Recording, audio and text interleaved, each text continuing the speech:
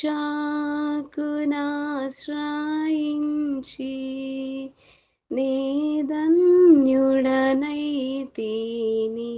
రుచి చూచి ఎరిగితిని యెహోవా ఉత్తముడనియు గొప్ప దేవుడవు నీవే స్తుతులకు పాత్రుడ నీవే గొప్ప దేవుడవు నీవే స్తుతులకు పాత్రుడ నీవే తప్పక ఆరాధింతు దయాళుడవు నీవే తప్పక ఆరాధింతు దయాళుడవు నీవే రుచి చూచి ఎరిగితిని యెహోవా ఉత్తముడనియు మంచితనము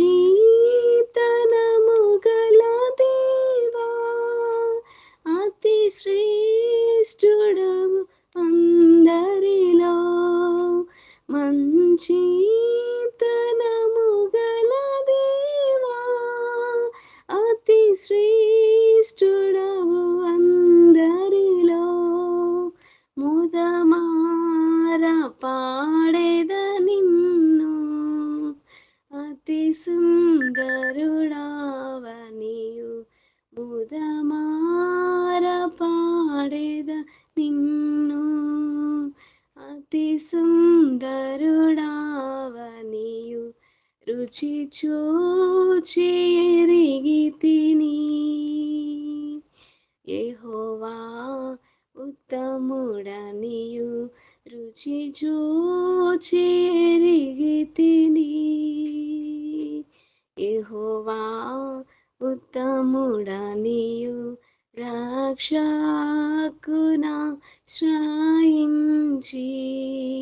నే ధన్యుడనైతిని రక్షకునాశ్రయించి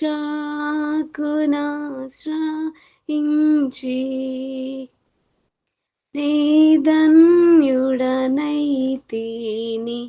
రుచి చూచి ఎరిగితిని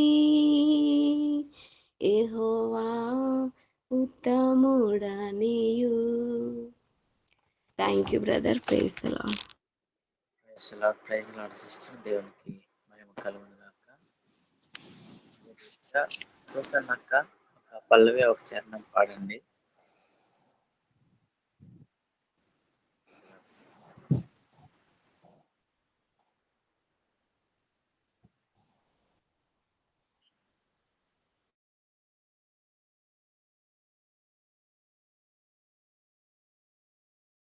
మరి చివరి పాట నయమక్క. Praise lord. రైతులాడమ్మా ఎడ వినిపించట్లేదు మా నాక. సరే సరే అక్క, ఓకే. వినిపించట్లే, ఎన్నో స్లోగా వినపడుతుంది మా అక్క అక్క ఒక పల్లవి ఒక చరణం పాడతారా? పాడతా. Okay okay.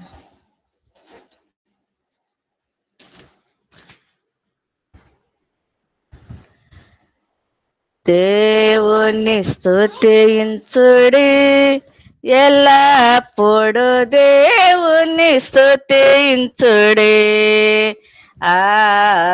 దేవుని స్తుతించుడి, ఎల్లప్పుడు దేవుని స్తుతించుడి. ఆయన పరిశుద్ధాలయమందు, ఆయన పరిశుద్ధాలయమందు, ఆయన సన్నిధిలో, ఆయన సన్నిధిలో ఎల్లప్పుడు దేవుని స్తుతించుడి. దేవుని స్తుతించుడి, ఎల్లప్పుడు దేవుని దేవుని స్తుతించుడి.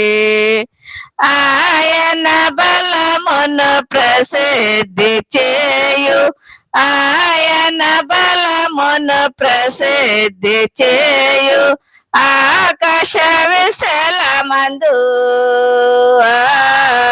దేవుని స్తుతించుడి. ఎల్లప్పుడు దేవుని స్తుతించుడి. ఆ దేవుని స్తుతించుడి. ఎల్లప్పుడు దేవుని స్తుతించుడి. ఆయన పరాక్రమ కార్యమును బట్టి, ఆయన పరాక్రమ కార్యమును బట్టి, ఆయన ప్రభావమును, ఆయన ప్రభావమును ఎల్లప్పుడు దేవుని స్తుతించుడి. ఆ దేవుని స్తుతించుడి. ఎల్లప్పుడు దేవుని స్తుతించుడి. ప్రైజ్ లార్డ్ మా. ప్రైజ్ లార్డ్ అక్క. Thank you. దేవునికి మహిమ కలుగును గాక. మంచిది. ఈ సమయంలో మరి ప్రార్థన విన్నపములు ఏదైనా ఉంటే దయచేసి ఒక్కొక్కరు త్వరగా తెలియపరచండి. ప్రార్థన చేసుకుందాం. వందలమ్మా. అక్క వందనాలు. చెప్పండి. బాగలేదు, ప్రార్థనలో పెట్టండమ్మా. అదేంటి ఇప్పుడు మోషన్ అవుతుందో కూడా తెలియట్లేదు అలాగా. తర్వాత కిడ్నీ చిన్న ప్రాబ్లం అని అన్నారు. కిడ్నీ ప్రాబ్లం గురించి ఆ నరాలు నాలుక కరికేసుకుంటుంది. వంటి కిందకి వెళ్ళిపోతుంది నాలుక. అక్క సరే అక్క. ఇంకా ఎవరైనా ఉన్నారా? ప్రైజ్ లార్డ్ అక్క.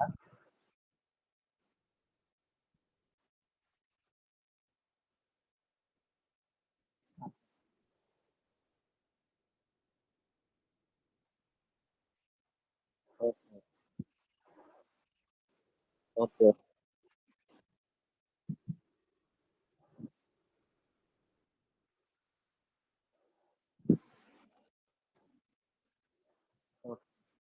ఓకే అమ్మా అక్క చెప్పండి. అక్క చెప్పండి అక్క. నాయమక్క చెప్పండి. నువ్వులు ఓకే. రేపు హాస్పిటల్ పోదామని అనుకుంటున్నాను ఆయన. సరే సరే అక్క. ప్రార్థన చేద్దాం. మరి మొదటిగా కీర్తన అక్క వాళ్ళ. పరిశుద్ధుడా, ప్రేమగల తండ్రి యేసయ్యా, నీకు వందనాలు ప్రభువా. ఈ ఉదయకాల సమయంలో ప్రభువా నాయన నీ పాద సన్నిధికి వస్తున్నాం తండ్రి. యేసయ్యా, నీకు వందనాలు వందనాలు వందనాలు. ఇటు సహవాసం కొరకై నీకు స్తోత్రం నాయన. ఈ విధంగా కలుసుకోవడానికి, నిన్ను స్తుతించి గణపరచడానికి మీరు చూపిన కృపకై నీకే వందనాలు చెల్లిస్తూ ఉన్నాను తండ్రి. దేవానికి స్తోత్రం నాయన. నాకు ఇవ్వబడిన ప్రార్థన అంశంల కొరకై నీ సన్నిధానంలో మొరపెడతా ఉన్నానయ్యా. దేవానైనా సహోదరి కీర్తన సిస్టర్ వాళ్ళ చిన్నమ్మ కొరకు ప్రార్థిస్తున్నానయ్యా. ఆ కుమార్తెను మీరు ముట్టండి, మంచి ఆరోగ్యంతో నింపండి, సంపూర్ణ స్వస్థతను బలహీనతను అంతా తీసివేసి నూతన శక్తి నూతన బలమును ఆ బిడ్డకు మీరు అనుగ్రహించండి తండ్రి. నువ్వు పొందిన గాయముల ద్వారా స్వస్థత ఉన్నది, అట్టి స్వస్థతను మీరు అనుగ్రహించండి తండ్రి. అదే విధముగా తండ్రి సూసన సిస్టర్ వాళ్ళ ఇద్దరు బిడ్డల కొరకై ప్రార్థన చేస్తున్నాను తండ్రి. ఆ బిడ్డలకు నువ్వు తోడుగా ఉండండి దేవా. వారి అవసరతలు, వారి అక్కర్లు తీర్చండి తండ్రి. నీ కృపలో వారిని భద్రపరచండి. వారి చదువు విషయంలోను, భవిష్యత్తు విషయంలోను తండ్రి, ప్రతి విషయంలో నీ కృప, నీ కాపుదల వారికి అనుగ్రహించి నడిపించమని ప్రార్థిస్తున్నా. ప్రతి అవసరతలు ప్రభు నాయన సహోదరుని కూడా తండ్రి, సుసన్న సిస్టర్ను కూడా మీరు ముట్టండి, మంచి ఆరోగ్యంతో నింపండి. తనకున్నటువంటి ప్రతి బలహీనతను తీసివేయండి. నీ బలమును, నీ శక్తిని ఆ బిడ్డకు కూడా మీరు అనుగ్రహించమని ప్రార్థన చేస్తున్నాను తండ్రి. అదేవిధంగా ప్రభు మరొక సహోదరి కొరకు ప్రార్థన చేస్తున్నానయ్యా. సహోదరిని మీరు ముట్టండి ప్రభు. తనకున్నటువంటి ఇన్ఫెక్షన్ నుంచి విడుదల దయచేయనైనా. ఆ చెవులను మీరు ముట్టండి ప్రభా, స్వస్థపరచండి తండ్రి. అయ్యా ఎఫాతా అని ప్రభా మరి నాయన దేవా మీరు ముట్టి బాగు చేసినారయ్యా తండ్రి. తండ్రి ఆ చెవులను తండ్రి మీరు తెరవండి నాయన, స్వస్థత పరచండి తండ్రి. ఆ చెవులో ఉన్నటువంటి ప్రతి ఇన్ఫెక్షన్ మీరు తీసివేయండి తండ్రి. నీకే వందనాలు వందనాలు ప్రభా. అద్భుతమైన స్వస్థత నా సహోదరికి మీరు దయచేయండి ప్రభా. నీకే స్తోత్రాలు స్తోత్రాలు ప్రభా. ఈ ఉదయకాల సమయంలో మమ్మల్ని మేము నీ చేతులకు సమర్పించుకుంటూ మా ప్రతి ప్రార్థన అంశమును మీరు ఆలకించి ఉన్నారని నమ్ముచు కృతజ్ఞతలు చెల్లిస్తూ యేసుక్రీస్తు నామములో ప్రార్థిస్తున్నాను తండ్రి. ఆమేన్. ఆమేన్. థ్యాంక్ యూ అక్క. Praise lord. Praise lord brother. అవసరతలు ఉంటే దయచేసి త్వరగా తెలియపరచాలని ఆ ఆ అమ్ములాగున అన్నాను. నెలలో ఎక్కడ ప్రభు స్థలము దేవుడు మందిరంకి ఇస్తాడో దాని గురించి ప్రార్థన చేయండి. అలాగే జెసికాకి 2వ సంతానం దేవుడు దయచేయలాగున కుమారుడు వీటి గురించి ప్రార్థన వినిపోతున్నాను. ప్రార్థన చేయండి. ఓకే. ఇబ్బంది పడుతున్న బలహీనత నుంచి దేవుడు విడుదల దయచేశాడు. మంచిగా ఆపరేషన్ జరగటానికి కృపనిచ్చినాడు. ఇంకా కొంత అనారోగ్యం ఉన్నది, స్టంట్ వేస్తున్నారు, దానివల్ల ఇబ్బందిగా ఉంది. స్టెంట్ ఒక 4 రోజులు ఉంచాలని చెప్పున్నారు. సర్జరీ చేసిన గడ్డలను టెస్ట్కు పంపించున్నారు. దాని నిమిత్తం కూడా మీరు అందరూ ప్రార్థన చేయాలని దేవుని నామమున కోరుకుంటున్నాను. ఇంతవరకు నన్ను బలపరిచి నడిపించిన దేవునికి వేలాదిగా వందనాలు చెల్లిస్తున్నాను. ఆమేన్. ఓకే అక్క. మహిమ కలుగును గాక. ఈ 2 మరి విషయాల కొరకై మనం ప్రార్థన చేద్దాం. అందరం ప్రార్థనలో ఏకీభవించుదాం. స్తోత్రం నాయన, పరిశుద్ధుడా, మహోన్నతుడా, ఊహకు మించిన కార్యములను చేయ శక్తి కలిగిన మా దైవమా, కొండల తట్టు మా కన్నులెత్తుచున్నాము. మా సహాయము నీవే. భూమి ఆకాశములను సృజించిన యెహోవా వలన మాత్రమే మాకు సహాయము కలుగును. అవును తండ్రి, ఇదిగో నీ దాసుని కొరకై ప్రార్థిస్తున్నాను. దేవా, నీవు పొందిన గాయముల ద్వారా స్వస్థతను నాయన మీరు అనుగ్రహించి ఉన్నారు. విశ్వాసమే దేవా ఇదిగో నాయన గొప్ప కార్యాలను జరిగిస్తుంది. విశ్వాసం ద్వారా తండ్రి స్వస్థతను నీవు దయచేసే దేవుడవు తండ్రి. నడుము నొప్పి సమస్య నుంచి నీ దాసునికి యేసు నామములో పరిపూర్ణమైన విడుదల కలుగునుగాక ఆజ్ఞాపిస్తున్నాను తండ్రి. చక్కగా నాయన ఇదిగో నడవటానికి శరీరంలో నాయన ఉన్న ప్రతి బలహీనతను తొలగించండి. తిరిగి నాయన నీ పరిచర్యలో ముందుకు సాగుటకు సహాయం చేయండి తండ్రి. నీ దాసుడు తలపెట్టి ఉన్న కార్యములన్నిటినీ నీవు ఎరిగి ఉన్నావు.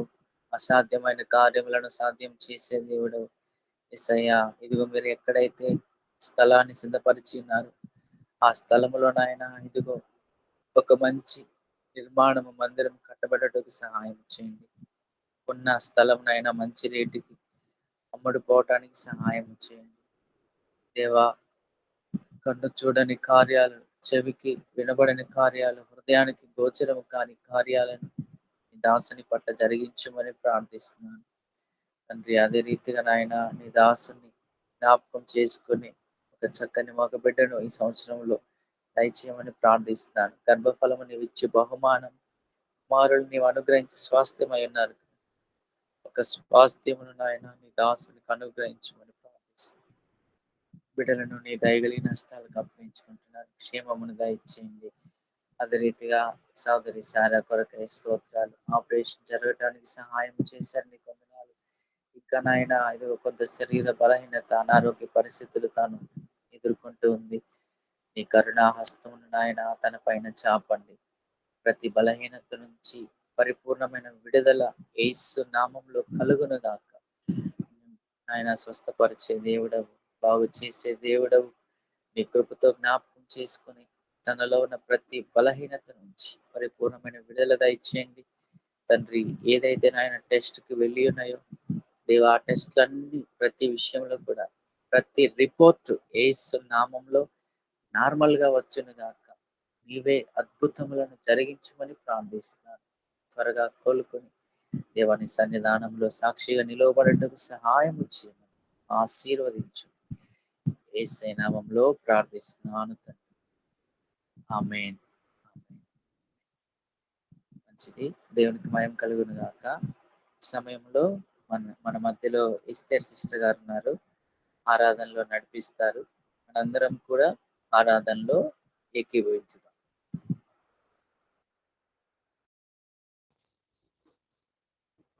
Thank you brother. Praise the lord అందరికీ. దేవుడిచ్చిన ఈ మంచి సమయాన్ని బట్టి దేవాది దేవుడికి లెక్కలేని వందనాలు, స్తుతులు, స్తోత్రాలు చెల్లిస్తున్నాను. ఈ సమయంలో మనము ఆరాధనలోకి వెళ్దాం. మొదటిగా కీర్తన 34వ కీర్తన మొదటి 10 వచనాలు చదువుకుందాం. దయచేసి మీరందరూ నాతో పాటు ఏకీభవించాలని కోరుతున్నాను. నేను ఎల్లప్పుడూ యెహోవాను సన్నతించెదను, నిత్యము ఆయన కీర్తి నా నోట నుండును. యెహోవాను బట్టి నేను అతిశయించుచున్నాను, దీనులు దానిని విని సంతోషించెదరు. నాతో కూడి యెహోవాను ఘనపరచుడి, మనం ఏకంగా కూడి ఆయన నామమును గొప్ప చేయుదము. నేను యెహోవా యొద్ద విచారణ చేయగా ఆయన నాకు ఉత్తరం ఇచ్చెను. నాకు కలిగిన భయములన్నిటిలో నుండి ఆయన నన్ను తప్పించెను. వారు ఆయన తట్టు చూడగా వారికి వెలుగు కలిగెను, వారి ముఖములెన్నడును లజ్జింపకపోవును. ఈ దీనుడు మొర్రపెట్టగా యెహోవా ఆలకించును, అతని శ్రమలన్నిటిలో నుండి అతని రక్షించెను. యెహోవా యందు భయభక్తులు గల వారి చుట్టూ ఆయన దూత కావలి ఉండి వారిని రక్షించును. యెహోవా ఉత్తముడని రుచి చూచి తెలుసుకొనుడి, ఆయనను ఆశ్రయించు నరుడు ధన్యుడు. యెహోవా భక్తులారా, ఆయన యందు భయభక్తులు ఉంచుడి, ఆయన యందు భయభక్తులు ఉంచువానికి ఏమీ కొదువలేదు. సింహపు పిల్లలు లేమిగలవై ఆకలిగొనును, యెహోవాను ఆశ్రయించు వారికి ఏ మేలు కొదవయ్యి ఉండదు. దేవుడి పరిశుద్ధ వాక్యంను మన వినికిడిలో దీవించుగాక. గొప్ప దేవుడు, ఆయన అద్భుత ఆశ్చర్య కార్యాలు చేసే దేవుడు. ఆయనకి ఏమిచ్చినా మన రుణం తీర్చుకోలేము. కాబట్టి మనము విరిగి నలిగిన హృదయాలతో మన స్తుతి ఆరాధన ద్వారా ఆయన సన్నిధిని చేరుకొని కొన్ని నిమిషంలో ఆయన చేసిన ఉపకారములను బట్టి, ఆయన చేసిన అద్భుత కార్యములను బట్టి, ఆయన మనకిచ్చిన సహవాసంను బట్టి, ఆయన మన పట్ల చూపుతున్న ప్రేమను బట్టి, కనికరంను బట్టి ఈ దినం ఏ రీతిగా మనం స్తుతించగలుగుతున్నామంటే ఆయన ఇచ్చిన కృపయే ఉన్నది. కాబట్టి నిరంతరం ఆయనను స్తుతించినా మన స్తుతి చాలదు. కాబట్టి మనకున్న సమయంలో ఆయనను మన మనసారా స్తుతించి కీర్తించి ఆయనని ఆరాధిద్దాము. కొన్ని నిమిషంలో అందరూ హృదయపూర్వకంగా ఆయన చేసిన మేలులకై ఆయనకు కృతజ్ఞతాస్తుతులు కొన్ని నిమిషంలో చెల్లిద్దాము. స్తోత్రం నైనా, స్తోత్రము స్తోత్రము స్తోత్రము. పరిశుద్ధుడా నీకు వందనాలు. గొప్ప దేవానికి స్తోత్రం నైనా. అద్భుతకరుడవ, ఆలోచనకర్తవు ప్రభువా, నీ పాదములకు మహిమ చెల్లిస్తున్నాం నాయన. ప్రభు పోయిన వారం నుండి ఈ వారం వరకు నువ్వు చూపిన కృపకై నీకు వందనాలు. నీకు స్తోత్రము స్తోత్రము స్తోత్రము దేవా, గొప్ప దేవా, నీకు మహిమ నాయనా. ప్రభా, ఈ దీనులు మొర్ర పెట్టినప్పుడు ఆలకించే దేవుడవయ్యా, నీకు వందనాలు తండ్రి. స్తోత్రములు నాయనా. ఇప్పటి వరకు పాటల ద్వారా నువ్వు మహిమ పొంది ఉన్నావు తండ్రి.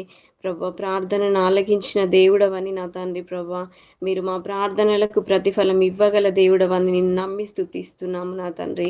మేము చేసిన ప్రార్థన అంశంలన్నిటిని బట్టి ప్రభా నీకు వందనాలు. నువ్వు ఇస్తున్న సమాధానంకై నీకు వందనాలు చెల్లిస్తున్నాము దేవా. నీకు మహిమ నాయన, మహిమ మహిమ మహిమ. గొప్ప దేవానికి స్తోత్రం చెల్లిస్తున్నాం తండ్రి. నిన్నెంతగా స్తుతించినా ప్రభా మా స్తుతులు చాలవు తండ్రి. నీకు వందనాలు.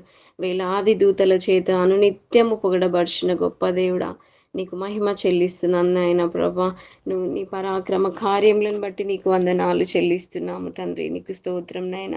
నువ్వు యథార్థవంతుడవు తండ్రి. నీ యథార్థతను బట్టి నీకు వందనాలు చెల్లిస్తున్నాం ప్రభా. మీరు చూపిస్తున్న కృపను బట్టి నీకు వందనాలు దేవా. నీకు స్తోత్రము యేసయ్యా. నీకు మహిమ నాయన. మీరు మాకు కలిగించిన విమోచనను బట్టి నీకు వందనాలు చెల్లిస్తున్నాను గొప్ప దేవా. నీ కృప విస్తారమై ఉన్నది నా తండ్రి. నీ కృప ప్రభా ఎల్లప్పుడు మమ్మల్ని బ్రతికించేది దేవా నీకు వందనాలు చెల్లిస్తున్నాం నాయన. నువ్వు చూపించిన కృపకై నీకు లెక్కలేని వందనాలు నా తండ్రి. నీకు స్తోత్రం నాయన. ప్రభా నీకు అనునిత్యము మేము స్తోత్రగానం చేయుట మంచిదని నీ వాక్యంలో సెలవిచ్చావు నా తండ్రి. మేము స్తోత్రించినప్పుడు స్తుతించినప్పుడు ప్రభా మా సంఖ్యలు తెగిపోతాయి నాయన. మాకున్న ఇరుకులు ఇబ్బందులు ప్రభా ప్రతిదీ కూడా నాయన ప్రభా తొలగించే దేవుడవయ్యా నీకు స్తోత్రం చెల్లిస్తున్నాను. మహోన్నతుడవైన దేవా నీ పాదములకు మహిమ చెల్లిస్తున్నాం నాయన. నీ నామంను కీర్తించటం మంచిదని ప్రభా నిన్ను స్తుతిస్తున్నాము దేవా నీకు వందనాలు అయ్యా. నీకు స్తోత్రములు తండ్రి. జ్ఞానము కలిగిన దేవుడవయ్యా నీ పరలోక జ్ఞానంను మాకు అనుగ్రహించి నడిపిస్తున్న దేవా నీ పాదములకు మహిమ చెల్లిస్తున్నాను నైనా. నీతి ప్రభా నీకు నాయన నీతి యథార్థతలు కలిగిన దేవుడవయ్యా నీకు వందనాలు చెల్లిస్తున్నాం. నీకు స్తోత్రమునైనా. నిత్యుడవగు తండ్రివి ప్రభా నీకు మహిమ చెల్లిస్తున్నాను తండ్రి. మహిమ గల తండ్రివి దేవా నీకు స్తోత్రంనైనా. ఆశ్చర్యమైన నాయన ప్రభా ఆలోచన కలిగిన గొప్ప దేవుడవయ్యా శక్తియు కలిగిన గొప్ప దేవుడవు తండ్రి. నిన్ను మేము స్తుతిస్తున్నాము నాయన ప్రభా తండ్రి. నీకున్న అధిక బుద్ధిని బట్టి ప్రభా మమ్మల్ని అనునిత్యము నడిపిస్తున్న దేవా నీ పాదములకు మహిమ చెల్లిస్తున్నాను నాయన. ఏ రీతిగా నేను స్తుతించిన ప్రభా మా స్తుతులు చాలవు తండ్రి. నీకు మహిమ చెల్లిస్తున్నాను నాయన. నువ్వు ఇచ్చిన సమయాన్ని బట్టి నీకు వందనాలు దేవా నీకు స్తోత్రం. నువ్వు ఇచ్చిన సహవాసంను బట్టి నీకు వందనాలు చెల్లిస్తున్నాము. స్తోత్రమునైనా. స్తోత్రము స్తోత్రము స్తోత్రము యేసయ్యా నీకు వందనాలు. మంచి దేవుడవునైనా మహిమ కలిగిన దేవుడవయ్యా నీకు స్తోత్రం చెల్లిస్తున్నాను. నీకే మహిమ చెల్లిస్తున్నాను తండ్రి ప్రభా అయ్యా తండ్రి. నువ్వు కృపా సత్య సంపూర్ణుడవని నిన్ను మేము స్తుతిస్తున్నాము తండ్రి ప్రభా. ఇశ్రాయేలు చేయి స్తోత్రముల పైన ప్రభా మీరు ఆసీనుడవై ఉన్న గొప్ప దేవుడవని నిన్ను స్తుతిస్తున్నాము తండ్రి ప్రభా. నీకు స్తోత్రం నాయన. నీకు వందనాలు స్తోత్రాలు స్తుతులు తండ్రి. నీకు మహిమ చెల్లిస్తున్నాం నాయన ప్రభు. మహిమకు పాత్రుడవు తండ్రి. ఘనతకు అర్హుడవు యేసయ్యా నీ పాదములకు మహిమ చెల్లిస్తున్నాం. గొప్ప దేవానికి స్తోత్రము స్తోత్రము స్తోత్రము స్తోత్రము స్తోత్రము. యేసయ్యా నీకు మహిమ. యేసయ్యా నీకు మహిమ నాయన ప్రభా. మీరు మా స్తుతులపై ఆసీనుడవ కమ్మని నిన్ను ప్రార్థిస్తున్నాము తండ్రి. నీకు స్తోత్రం నైనా. స్తోత్రం యేసయ్యా. స్తోత్రము స్తోత్రము స్తోత్రము. మహామహిమతో నిండిన కృపా సత్య సంపూర్ణుడా అనే పాట పాడుతూ అందరూ దేవుని నామాన్ని స్తుతించవలసిందిగా కోరుతున్నాను. నాతో ఏకీభవించాను. స్తోత్రము స్తోత్రము రాజానికి స్తోత్రం యేసయ్యా. స్తోత్రము స్తోత్రము స్తోత్రము స్తోత్రము. జీవాధిపతి నీకు మహిమ స్తోత్రం యేసయ్యా.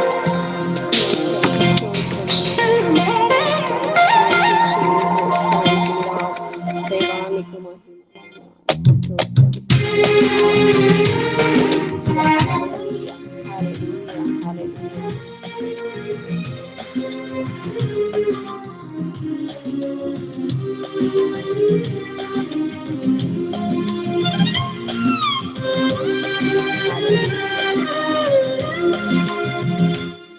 మహామహిమతో నిండిన కృపా సత్య సంపూర్ణుడా. మహామహిమతో నిండిన కృపా సత్య సంపూర్ణుడా. ఇశ్రాయేలు స్తోత్రములపై ఆసీనుడా యేసయ్యా. నా స్తుతుల సింహాసనం నీ కోసమే యేసయ్యా. మహామహిమతో నిండిన కృపా సత్య సంపూర్ణుడా.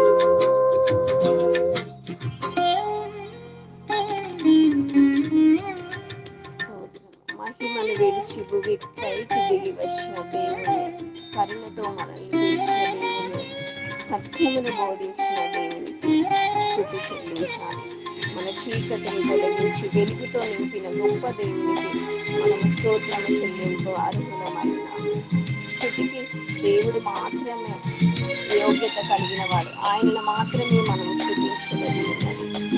దేవానికి మహిమ మహిమ మహిమ.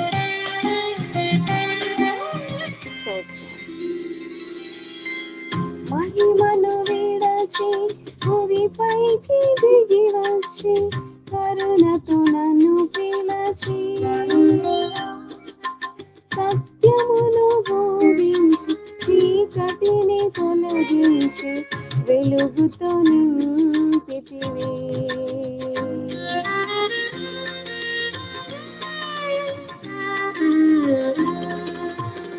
మహిమను విడచి భూమిపైకి దిగి వచ్చి కరుణతో నన్ను పిలచి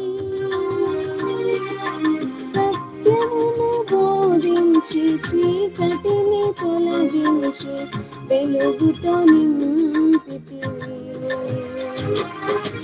సదయుడవై నా పాదములు తొట్టిల్లనివ్వక స్థిరపరచి నీ కృపలో నడిపించువాడవు. సదయుడవై నా పాదములు తొట్టిల్లనివ్వక స్థిరపరచి నీ కృపలో నడిపించువాడవు. మహామహిమతో నిండిన కృపా సత్య సంపూర్ణుడా ఇశ్రాయేలు స్తోత్రములపై ఆసీనుడా యేసయ్యా. మహిమతో నిండిన కృపా సత్య సంపూర్ణుడా.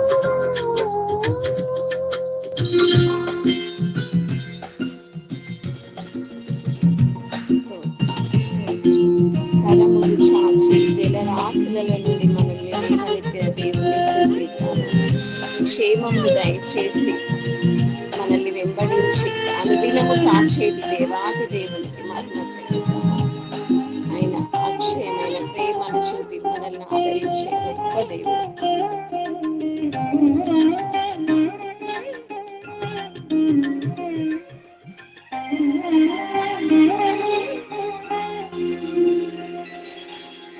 కరములు చాచి జలరాశులలో నుండి నన్ను లేవనెత్తితివి. క్షేమమును దయచేసి నన్ను వెంబడించి అనుదినము కాచితివి.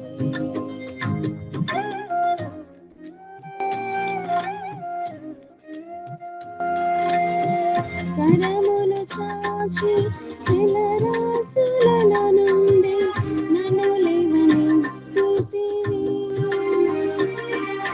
క్షేమమును దయచేసి నన్ను వెంబడించి అనుదినము కాచితివి.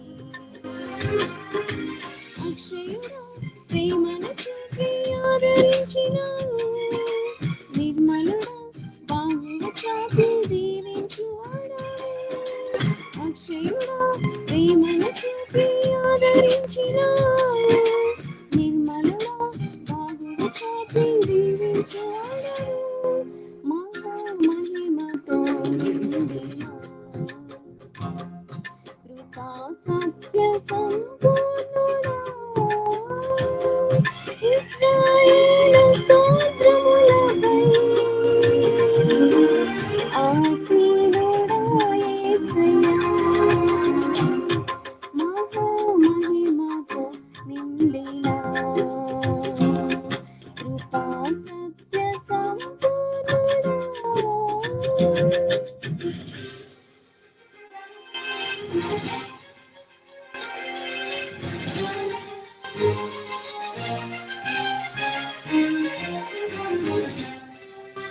పదివేలలోనైనా గుర్తించదగిన మన గొప్ప దేవుడు. అబ్బరంజి పాదములు కలిగిన గొప్ప దేవానికి స్తోత్రం. అగ్ని నేత్రములు కలిగిన వాడు ఆయన ఉన్నతుడు, మహోన్నతుడు. ఆయనను ఆరాధించాలి. ఆయన రక్షకుడు, ప్రభాకరుడు. ఆయనను మనం ఆరాధించాలి.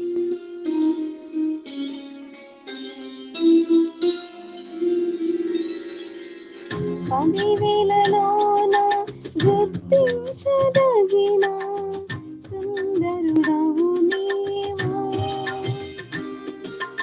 అపరంజి పాదములు అగ్ని నేత్రములు కలిగిన వాడవు.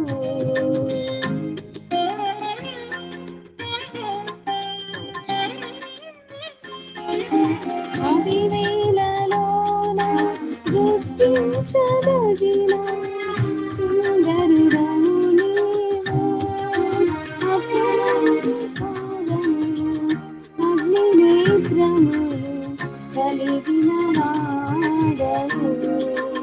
ఉన్నతుడా ఉన్నతుడా మౌన్నతుడా ఆరాధించదను. రక్షకుడా ప్రభాకరుడా నిన్ను ఆరాధించదను. ఉన్నతుడా మహోన్నతుడా నిన్ను ఆరాధించదను. రక్షకుడా ప్రభాకరుడా నిన్ను ఆరాధించదను. మహామహిమతో నిండిన కృపా సత్య సంపూర్ణుడా, మహామహిమతో నిండిన కృపా సత్య సంపూర్ణుడా, ఇశ్రాయేలు స్తోత్రములపై ఆసీనుడా యేసయ్యా. మహామహిమతో నిండిన కృపా సత్య సంపూర్ణుడా. స్తోత్రం యేసయ్యా. మా స్తుతులకు పాత్రుడా, స్తోత్రార్హుడా, నీ పాదములకు మహిమ చెల్లిస్తున్నాను. నీవు ఇచ్చిన సమయంని బట్టి నీకు వందనాలు నా తండ్రి. ప్రభువా నీకు స్తోత్రం యేసయ్యా. ప్రభువా నువ్వు అక్షయమైన ప్రేమను చూపి మమ్మల్ని ఆదరించే దేవుడవని, నిర్మలుడవని, నీ బాహు చాపి మమ్మల్ని దీవించే దేవుడవని ప్రభువా నిన్నెంతగానో స్తుతిస్తూ నిన్ను కీర్తిస్తూ నా తండ్రి 10,000లను గుర్తించదగిన సుందరుడవని నా తండ్రి నిన్ను స్తుతిస్తూ అపరంజి పాదములు అగ్నినేత్రములు కలిగిన వాడవని నిన్ను స్తుతిస్తున్నాము నా తండ్రి. ఉన్నతుడవని మహోన్నతుడవని నిన్ను ఆరాధిస్తూ నా తండ్రి ప్రభువా మా స్తుతి ఆరాధన అంతట్లో నీ కృప చూపినందుకు నీకు వందనాలు చెల్లిస్తూ ఈ మా చిన్ని స్తుతి ఆరాధనను నీ పాదాల చెంత సమర్పిస్తూ నజరేయుడును నమ్మదగిన దేవుడైన యేసయ్య అతి శ్రేష్టమైన నామం పేరిట ఈ స్తుతి ఆరాధనను సమర్పించి నిన్ను వేడుకుంటున్నాము తండ్రి. ఆమేన్. Praise the lord brother. Thank you. Praise the lord sister. చక్కగా ఆరాధన నడిపించిన ఎస్ఆర్ సిస్టర్ గారికి ప్రభు నా పేరిట వందనాలు తెలియపరుస్తున్నాను. మరి ఈ సమయంలో మరి దేవుని యొక్క వర్తమానాన్ని అందించడానికి మన మధ్యలో షారోన్ అక్క ఉన్నారు సిద్ధంగా. మరి అక్కను దేవుని యొక్క వర్తమానాన్ని అందించాలని ప్రభు నా పేరిట కోరుతున్నాను. ప్రైజ్ లాడండి. వాక్యం చదువుకుని ప్రార్థన చేస్తాం. కొరింథీయులకు రాసినటువంటి మొదటి పత్రిక 15వ అధ్యాయము 58వ వచనం. కాగా నా ప్రియ సహోదరులారా, మీ ప్రయాసము వ్యర్థం, ప్రభువునందు వ్యర్థం కాదని ఎరిగి స్త్రీలను కదలని వారును ప్రభు కార్యాభివృద్ధి నందు ఎప్పటికీ ఆసక్తులై ఉండి. ఆమె నాకు ఇచ్చినటువంటి అవకాశాన్ని బట్టి దేవాదేవుడికి వందనాలండి. అలాగే సేవకులకి వందనాలు, రాజు బ్రదర్కి వందనాలు, సేవకులందరికీ సహోదరులందరికీ నా హృదయపూర్వక వందనాలు. ప్రార్థన చేసుకుందాం. మహాపరిశుద్ధుడు మహోన్నతుడు దేవా, నీకు వందనాలు స్తోత్రాలు చెల్లిస్తూ ఉన్నానయ్యా. బలహీనురాల్ని, జ్ఞానము లేని దాన్ని, అల్పురాల్ని ప్రభా. నీ మాట విత్తడానికి నాకైతే అర్హత లేదు, కానీ నీవు ఇచ్చినటువంటి కృపకై నా తండ్రి ఈరోజు ఉదయకాలం నాయన నన్ను వాడుకుని బలపరచమని, నా నోట మీ మాట నుంచమని, నిస్సుల చాటు మరుగుపరచమని, వాక్యం అర్థమయ్యే రీతిలో ఉండడానికి సహాయం చేయమని, వాక్యాన్ని ఎరుగట్టి ఫలింపచేసి వృద్ధిపరచమని మా ప్రభు రక్షకుడైన యేసుక్రీస్తు ప్రభు రామున అడిగి వేడుకుని పొందిన పరలోకపు తండ్రి. ఆమేన్. ప్రభా, మరి నేను వాక్యం చెప్పాలి అని ఆలోచించినప్పుడు దేవుడు నాకు ఈ యొక్క మాటను నాకు జ్ఞాపకం చేశారండి. కాబట్టి ఈ వాక్యాన్ని నేను ధ్యానం చేశాను. యొక్క కొరింథీయులకు రాసినటువంటి మొదటి పత్రిక 15వ అధ్యాయంలో పౌలు గారు ఎంతగానో చాలా పత్రికలు రాశారు, 14 పత్రికలు. ప్రతి పత్రిక కూడా అమూల్యమైన పత్రికలు రాశారు. ఆయన ఎన్నో విషయాలు తెలియపరిచారు. ఈ 15వ అధ్యాయంలో అయితే చాలా విషయాలు రాశారు, ఒక్కటి కాదు.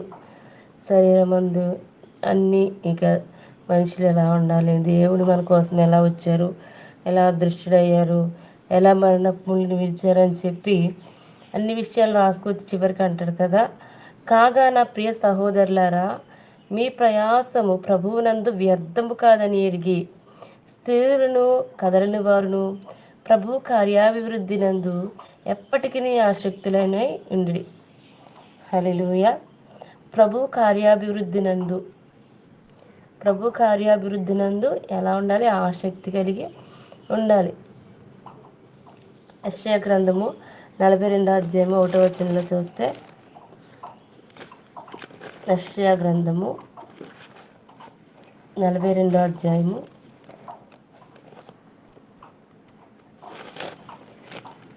42:1 అధ్యాయం చూస్తే ఒక విలువైనటువంటి మాట మన కొరకు ప్రభు ఇచ్చారు.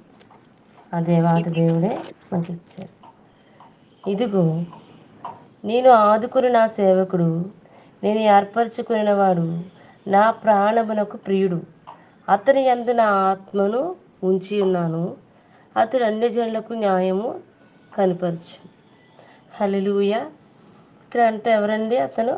ఇదిగో యేసుక్రీస్తు ప్రభుల వారి గురించి ప్రవచనం అని నేను అనుకుంటున్నాను. మరి ఇదిగో నేను ఆదుకుని నా సేవకుడు, నేను ఏర్పరచుకునినవాడు, నా ప్రాణమునకు ప్రియుడు, అతని యందు నా ఆత్మను ఉంచి ఉన్నాను, అతడు అన్యజనులకు న్యాయము కనపరుచును. హల్లెలూయా. మరి ఇక్కడ ప్రభు కార్యాభివృద్ధి ఆసక్తులై ఉండాలంటే ఎవరిని ఎన్నుకున్నారు? పౌలు గారిని ఎన్నుకున్నారు. పౌలు గారిని ఎలా ఎన్నుకున్నారు?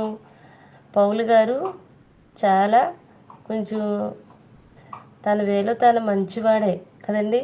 ఎందుకంటే ధర్మశాస్త్ర గ్రంథాన్ని బోధించేటటువంటి వ్యక్తి, అప్పటి వరకు దాని యందు పట్టుగలిగినటువంటి వ్యక్తి, వారు మోషే ఇచ్చిన ధర్మశాస్త్రాన్ని ఎంతగానో శ్రద్ధగా పఠించేవారు. వారు యెహోవాను తప్ప వేరొక దేవుణ్ణి ఆరాధించేటటువంటి వారు కారు. అలాంటి సమయంలో యేసుక్రీస్తు ప్రభు వారు వచ్చినప్పుడు, ఆయన గురించి చెప్తున్నప్పుడు ఆయనకి ఏమొచ్చేదంటే కోపం వచ్చి ఎంతగానో చాలామందిని హింసించేవాడు. అలా హింసించేటువంటి వ్యక్తిని ఏం చేశాడు? ప్రభు పిలుచుకున్నాడు. దమస్కు మార్గమందు దర్శించాడు. ఆయన్ని దర్శించినప్పుడు పౌలు గారు ఏం చేశారంటే, ఇక ఆయన కన్నుల నుండి పొరలరాలి, కన్నులు కనబడకుండా పోయినప్పుడు, ఆ వెలుగు ఆ కన్నులకి తాకినప్పుడు ఆయనకి ఇంక ఏమీ అర్థం కాలేదు. అప్పుడు అర్థం కాలేని పరిస్థితుల్లో అడుగుతున్నాడు, ప్రభువా నువ్వెవరివి అని అడిగితే, సౌలా నన్ను ఎలా హింసిస్తున్నావు? నువ్వు హింసిస్తున్నావే ఆ ప్రభుని నేనే, నా భక్తులను నువ్వు హింసిస్తున్నావు కదా, నన్నే నువ్వు హింసిస్తున్నావు అని దర్శించినప్పుడు పౌలు గారు అప్పుడు దర్శించిన సమయమందు మరి మరలా అన్నయ్యకు చెప్పి ఆయన్ని ఎంతగానో ఏర్పాటు చేసుకున్నాడు కదండి.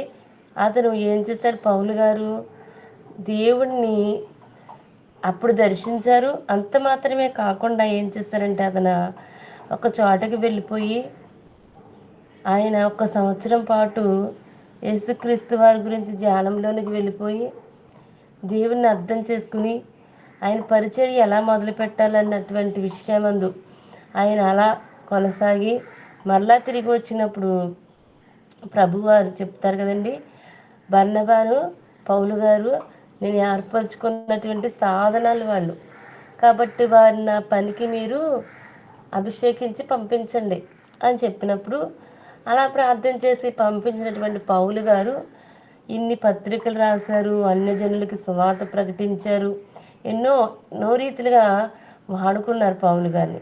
ఆ పౌలు గారు రాసినటువంటి పత్రికలో ఇక్కడ ఏం చెప్తున్నాడు? ఆయన అంత శ్రద్ధ కలిగాడు ప్రభు కార్యాభివృద్ధి నందు. ఎప్పుడైతే రక్షించబడ్డాడో, ఎప్పుడైతే దేవుడు దర్శించాడో, అప్పుడు దర్శించినప్పటి నుండి కూడా ఇంకా ఆయన ఎలా ఉన్నాడట? ప్రభు కార్యాభివృద్ధి నందు ఆసక్తి కలిగి ఉన్నాడు. ఆయనకి ఇంకా ఏమీ పనిలేదు, ఇక బరకాలు కుట్టుకోవడమో, దేవుని పని చేయడం, దేవుని పత్రికలు రాయడమే, ఎలా ఉండాలి అలా ఉండాలని. ఇంకా దేవుడిలో ఆయన ఆత్మ, ప్రభు ఆత్మ ఎవరిని తాకింది? పౌలు గారిని తాకింది. నేటి దినాల్లో సేవకులను కూడా ఎవరు ఏర్పరచుకున్నారు? దేవుడే ఏర్పరచుకున్నాడు అక్కడ చెప్తున్నారు కదా యెషయా గ్రంథంలో, ఇదిగో నేను ఆదుకున్న సేవకుడు, నేను ఏర్పరచుకున్నవాడు, నా ప్రాణమునకు ప్రియుడు, అతని యందు నా ఆత్మను ఉంచి ఉన్నాను, అతడు అన్ని జనులకు న్యాయం తీరుస్తాడు. ఎవరికైతే రక్షణ లేదో, ఎవరికైతే మరి దేవుడు అంటే ఎరగలేకుండా ఉన్నారో, ఎవరైతే రోగాలతో ఉన్నారో, ఎవరైతే ఇబ్బందుల్లో ఉన్నారో, ఎవరైతే సమస్యల్లో ఉన్నవారో, ఎవరైతే మరి ఎవరు పాపానికి దాసులుగా కాకూడదు, ప్రతి ఒక్కరు కూడా నా బిడ్డలు కావాలి, ప్రతి ఒక్కరు కూడా నన్ను నన్ను తెలుసుకోవాలి, నా సిలువ దగ్గరికి రావాలని చెప్పి మరి పత్రికలుగా ఏర్పరచుకున్నారు. ప్రతి ఒక్క సేవకుల్ని కూడా దేవుడే ఏర్పరచుకున్నాడు కదండి. కాబట్టి మనం ఎలా ఉండాలి? ఆయన్ని ప్రభు అందు కార్యాభివృద్ధి నందు ఎప్పుడు కూడా ఆసక్తి కలిగి ఉండాలి. నువ్వు ఎవరి ఆత్మ పొందుకున్నావు? దేవుని ఆత్మను పొందుకున్నావు. కాబట్టి ఎలా ఉండాలి? ఎప్పుడూ ఆసక్తి కలిగి ఉండాలి. నువ్వు లోకం వైపు కానీ మనుషుల వైపు కానీ చూడటానికి అసలు వెళ్ళలేదు. ఎందుకంటే ఆయన నిన్ను ఏర్పరచుకున్నాడు. ఆయన నిన్ను ఏర్పరచుకున్న సాధనం. కాబట్టి నువ్వు మనుషుల ఎదుట కానీ ఎవరి ఎదుట చూడటానికి అవసరం లేదు. మరి రోమపత్రిక 12:1 చెప్తాడు, కాబట్టి సహోదరులారా, పరిశుద్ధమును దేవునికి అనుకూలమైన సజీవ యాగముగా మీ శరీరంలో ఆయనకు సమర్పించుకునుడని దేవుని వాస్యములను బట్టి మిమ్మల్ని బతిమాలుకొనుచున్నాను. ఇట్టి సేవ మీకు యుక్తమైనది. ఒక అంజలి ఇల్లు కట్టుకున్నారనుకోండి, ఏం చేస్తారండి? అంజలి ఏం చేస్తారు? చక్కగా హోమాన్ని కడతారు, హోమాన్ని తయారు చేస్తారు, యాగం చేస్తారు. దాంట్లో ఎంతో విలువైనటువంటి వస్తువులు తెస్తారు. గంధపు చెక్కలని, నెయ్యని, ఆవు నెయ్యి, పాలు, ఇలాంటివి కొన్ని రకాల మూలికలు తెచ్చి ఏం చేస్తారంటే అనేక మందిని మరి యొక్క పండితుల్ని ఏర్పాటు చేసుకుని వారు యాగం చేస్తారండి. ఇటుకలతో కడతారు, దాన్ని చక్కగా యాగం చేస్తారు. వాళ్ళు యాగం చేసి వాళ్ళు దాని అందు శ్రద్ధ కలిగి ఉంటారు. ఏదైనా దోషాలు ఉంటే పోవాలి, ఇల్లు కట్టుకున్నాం కదా, ఏది శని ప్రభావం ఇక్కడ ఉండకూడదని చెప్పి వాళ్ళు యాగాలు చేస్తారు. అలాగే మరి నేను ఆయన ఏర్పరచుకున్నాడు కదా, ఏర్పరచుకున్నప్పుడు మనము ఏ యాగం చేయాలట? మరి పరిశుద్ధమును దేవునికి అనుకూలమైన సజీవ యాగంగా మన యొక్క శరీరం ఆయనకి సమర్పించుకోవాలి. నిన్ను ఆయన మరి ఏర్పాటు చేసుకున్నాడు కదా, నువ్వేం చేస్తావంటే సజీవ యాగంగా, ఎలాగైతే అన్యులో యాగం చేస్తాడో వాళ్ళు తన యొక్క విలువైనటువంటి వస్తువులు వేస్తారు. కానీ ఇక్కడ ప్రభువుకి నువ్వే విలువైనటువంటి వ్యక్తివి. కాబట్టి నువ్వు ప్రతిదీ కూడా ఆయనకి సజీవ యాగంగా సమర్పించుకోవాలి. సమర్పించుకున్నప్పుడు ఆయన నిన్ను బలమైన సాధనంగా వాడుకుంటారు. ఆయనకు అసాధ్యమైనది ఏదీ లేదు. నువ్వు పరిశుద్ధంగా ఉండి మరి ఎంతగానో ఆయనకి సజీవ యాగంగా నువ్వు సమర్పించుకున్నప్పుడు ఎవరికి భయపడాల్సిన అవసరం లేదు కదండి. ఎందుకంటే ఆయన నిన్ను ఏర్పరచుకున్నాడు. నువ్వు ఏం చేస్తున్నావు అంటే ప్రభు కార్యాభివృద్ధి నందు ఆసక్తి కలిగి ఉన్నావు. కాబట్టి నువ్వు ఏం చేసినా కానీ ఎవరు ఏమీ చేయలేరు, ఎందుకంటే నువ్వు దేవుని యందు ఉన్నావు కనుక. అలాగే మనము నయమాను చూస్తాం కదండి. నయమాను సిరియా దేశం రాజుల 2వ గ్రంథం 5:1 ఆయన సిరియా రాజు కదండి. అక్కడ ఆయన రాజు కాదైనా సిరియా రాజు కింద సైన్యాధిపతిగా ఉన్నప్పుడు అతను ఎంతగానో యుద్ధం చేస్తున్నాడు, పరాక్రమశాలి, ఎంతగానో యుద్ధం చేస్తున్నాడు. కానీ ఆయన నొసట మీద కుష్టి ఉంది. అయినప్పటికీ కుష్టిని లెక్క చేయట్లేదు, భయపడుతున్నాడు. కానీ రాజు ఇచ్చిన పని నేను చెయ్యాలి అనేటువంటి ఇదిలో ఉన్నాడు. అలా ఉండి మరి ఆయనకి ఇచ్చినటువంటి పని చక్కగా చేస్తూ ఉన్నాడు. ఆయన వ్యాధిని గుర్తించట్లేదు, ఆయన వ్యాధి ఉందని కూడా మర్చిపోయాడు. కానీ ఆయన ఎంతగా అయితే మరి ఆ బలహీనుడే మరి రాజు కింద అంత పనిచేస్తున్నాడు. కానీ నీకేమిచ్చాడు? ఆయన దేవుని ఆత్మనిచ్చాడు, దేవుని ఆయన నిన్ను ఏర్పరచుకున్నాడు. నువ్వు మనుషుల ఎదుట కానీ పక్క సేవకుల ఎదుట కానీ చూడటానికి అవసరం లేదు, ఎందుకంటే ఆయన నిన్ను ఏర్పాటు చేసుకున్నాడు కనుక నువ్వు ఎంత మరి ఎలాగైతే నువ్వు పరిశుద్ధంగా కాపాడబడుతున్నావో, పరిశుద్ధంగా సేవ చేస్తున్నావో, ఆయన నిన్ను వాడుకోవడానికి సమర్థుడు. ఆయన గొప్ప దేవుడు, ఆయన పరిశుద్ధుడు. ఆయన ఎవరిని ఎలా వాడుకోవాలో ఆయనకి తెలుసు. కాబట్టి వెనక అసలు భయపడవలసిన అవసరం లేదు. ఆయనకి నీ ఆత్మని ఇచ్చాడు, ఆయన నీ సన్నిధిలో ఆయన నిన్ను వాడుకుంటున్నాడు, ఆయన ఏర్పరచుకున్నటువంటి పాత్ర. కాబట్టి మనము ఎలా ఉంటున్నాము ఈ సమయంలో? ప్రభువు కార్యాభివృద్ధి ఆసక్తిని ఉంటున్నామా, లేకపోతే మనం వేరే విషయాలు ఎందు ఆసక్తిని ఉంటున్నాం మనము ఒక్కసారి మనము ఆలోచించుకునే బద్దులమై ఉన్నాము. అలాగే కొరింథీయులకు రాసినటువంటి 2వ పత్రిక 7వ అధ్యాయం 1వ వచనంలో చెప్తాడు కదా, ప్రియులారా మనకు ఈ వాగ్దానములు ఉన్నవి గనుక దేవుని భయముతో పరిశుద్ధతను సంపూర్తి చేసుకొనొచ్చు శరీరమునకును ఆత్మకును కలిగిన సమస్త కల్మషము నుండి మనలను పవిత్రులుగా చేసుకుందాము. వాగ్దానం ఉందట మనకి. వాగ్దానం ఉందకంటే భయముతో పరిశుద్ధతను సంపూర్తి చేసుకుని శరీరములను ఆత్మలను కలిగిన సమస్తమును. మనలో కల్మషం పెట్టుకోని అవసరం లేదు. మనలో ఇంకా కల్మషం పెట్టుకుంటే దేవుడు నీ దగ్గర ఉండడు. వాక్యముతో నీ ఒక్క హృదయాన్ని ఉదక స్నానం చేయబడాలి, పరిశుద్ధంగా ఉండాలి, సజీవ యాగంగా నీవు ఆయనకు అప్పగించుకుంటే నేను ఇంకా ఆయన నిన్ను భయముతో నువ్వు ఎప్పుడైతే ఆయనకు అప్పగించుకున్నావో, పరిశుద్ధంగా నువ్వు ఉంటున్నావో, మరి సమస్త కల్మత్వము తీసివేసి సంపూర్తిగా నువ్వు దేవునిలో ఉంటే ఆయన తప్పకుండా నువ్వు చేసేటటువంటి ప్రతి పనిలోనూ కూడా అభివృద్ధిని కలగచేస్తాడు. అభివృద్ధిని కలగచేసి ఆయన నిన్ను ఎంతగానో దేవుని సన్నిధిలో వాడుకుంటారు. అని గలతీ రాసిన పత్రిక 5వ అధ్యాయం 1వ వచనంలో కూడా చెప్తారు. ఈ స్వాతంత్రం అనుగ్రహించి క్రీస్తు మనల్ని స్వతంత్రులుగా చేసి ఉన్నాడు. కాబట్టి మీరు స్థిరులుగా నిలిచి మరలా దాస్యమని కాడి క్రిందకు చిక్కు కొనకుడి. ఎందుకంటే నీకు స్వాతంత్రం ఇచ్చాడు. దేవుని పనిలో ఉండాలి, దేవుని సేవ చేయాలి. ఎందుకంటే నువ్వు మరి దాస్యం అనే కాడి క్రింద లేవు. ఎందుకంటే ప్రతి పాపమును ఆయన సిలువ మీద మేకులు కొట్టాడు, జయోత్సవంతో నిన్ను ఊరేగించాడు. ఇక నువ్వు సిరికిని ఒకసారి మత్తయి సువార్తలో చెప్తాడు, దేవుని నమ్ముకున్న బిడ్డలు సిరికిని దేవునికి దాసులుగా ఉండలేరు. నువ్వు సిరికి దాసులు వేసిన అవసరం లేదు.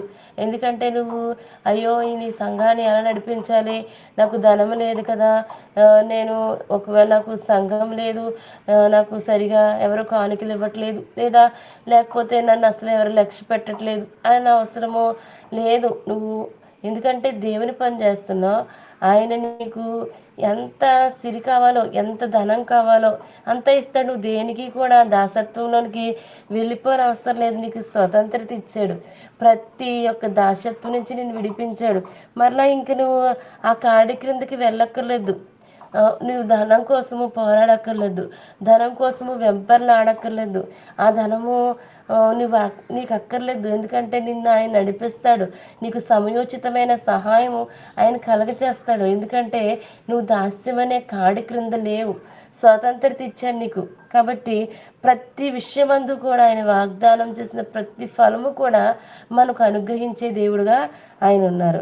కాబట్టి మనము ఎలా ఉంటున్నామో, దాస్యం అనే కాడి క్రింద, ధనం అనే కాడి క్రింద ఉంటున్నామా, లేకపోతే మనము చింతపడుతున్నామా, లేకపోతే మా కుటుంబాన్ని ఎలా నడిపించుకుంటున్నాం మనము, మరి ఒకసారి ఒకలాగా ఇంటి దగ్గర ఒకలాగా, సన్నిధిలో ఒకలాగా, ఇలాగ ఏ దాస్యం అనే కాడి క్రింద మనం ఉంటున్నామో అలా ఉండొద్దు. ఎందుకంటే దేవుడు మనల్ని ఏర్పరచుకున్నాడు. ఆయన ఆత్మను మనలో పెట్టారు కనుక మనం ఏ దాస్యం అనే కాడి క్రింద ఉండనవసరం లేదు. స్వతంత్రత ఇచ్చాడు మనకి. ఎందుకంటే ఆయన మరి ఎంతగానో ఆ యొక్క సిలువలో ఆ యొక్క మరణించి ఆయన రక్తము మన మీద ప్రోక్షించబడి ఆయన రక్తంలో ప్రతి పాపమును కొట్టివేసి మనల్ని యోగ్యులుగా చేసి ఎంతగానో దాస్యమనే కాడి క్రింద నుండి మనల్ని విడిపించాడు కనుక మరలా ఆ దాస్యంలోనికి వెళ్ళవలసినటువంటి పని మనకి లేదు. హల్లెలూయా, దేవునికి మహిమ కలుగును గాక.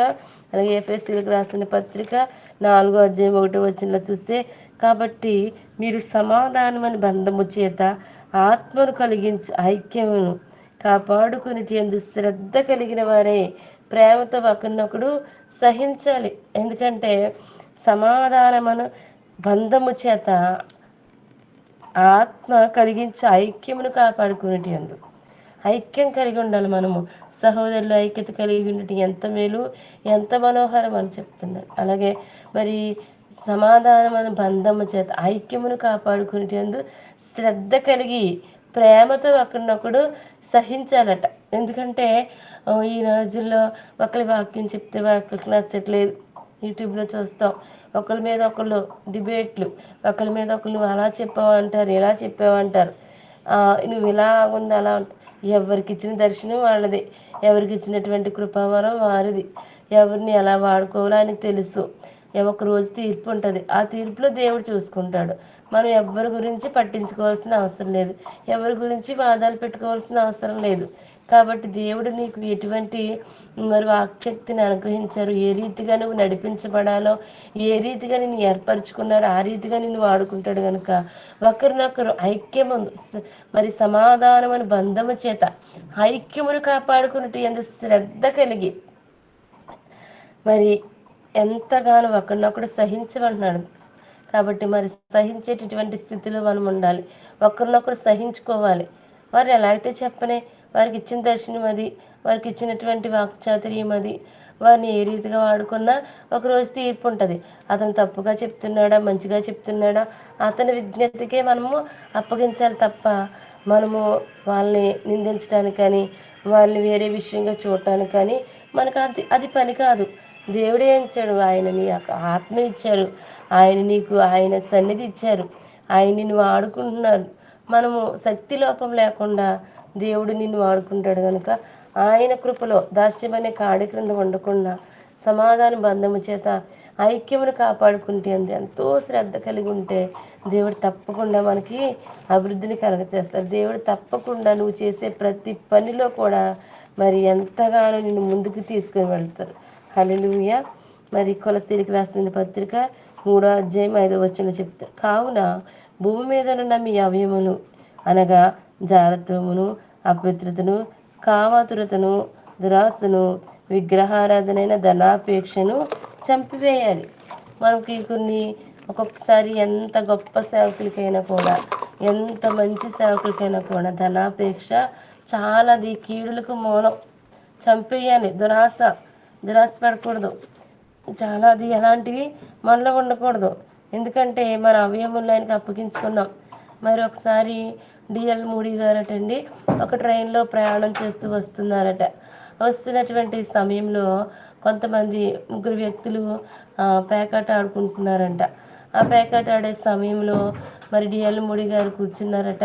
డిఎల్ మూడీ గారిని అంటున్నారంట, మీరు ఒక చెయ్యి వేస్తారా అంటే ఒక మనిషి తక్కువ వచ్చారట అక్కడ పేకాట ఆడటంలో.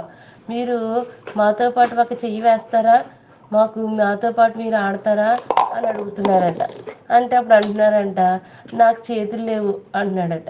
అదేంటి నవ్వుతున్నారట. మీకు చేతులు లేకపోవడం ఏంటి, అయ్యో ఉన్నాయి కదా 2 చేతులు అని చెప్తే, నా చేతులు నేను ప్రభుకి సమర్పించుకున్నాను, నా యొక్క శరీరం ప్రతిదీ కూడా ప్రభుకే నేను సమర్పించుకున్నాను, నాకంటూ ఏమీ కూడా లేదు, నేను ఆయన వ్యక్తిని, నేను ఆయన మనిషిని, కాబట్టి నాదంటూ ఏమీ లేదు, నేను ఆయనకు నా అవయములన్నీ కూడా అప్పగించుకున్నాను, ఇది నా చేతులు కాదు అంటున్నారంట.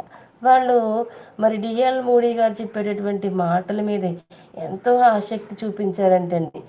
ఏంటి నీ చేతులు ఆయన చేతులు కాదంటున్నారు ఏంటి అని చెప్పి ఆలోచనలో పడినప్పుడు ఆయన ప్రభువు గురించి అక్కడ తెలియపరిచారంటే, తెలియపరిస్తే 3 కూడా మరి ఎంతగానో మరి రక్షించబడ్డారంటండి. మాకు ఆ యొక్క దేవుడు కావాలని చెప్పి వారు 3 కూడా రక్షించబడ్డారట.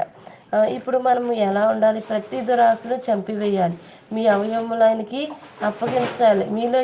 మనలో ఏది కూడా దురాశ ఏది ఉండకూడదు, అలాగే ఏమి కూడా మరి జాగ్రత్త ఉండకూడదు, అపవిత్రత ఉండకూడదు, కామాతురత ఉండకూడదు, విగ్రహారాధనైన ధనాపేక్ష ఉండకూడదు, అన్నీ కూడా చంపేయాలి. చంపేస్తేనే దేవుడు నిన్ను వాడుకుంటాడు. చంపేస్తేనే నిన్ను బలమైనటువంటి సన్నిధిలో నువ్వు ఎక్కడున్నా మండుతావు, అగ్నిలా మండుతావు, నువ్వు ప్రకాశిస్తావు, జ్వాలగా ప్రజ్వలిస్తావు. ఎందుకంటే నువ్వు ఆయనకు పత్రికగా వాడబడుతున్నావు కనుక, ఆయనకు నువ్వు అప్పగించుకున్నావు, సజీవ యాగంగా నీవు ఆయనకు అప్పగించుకున్నావు.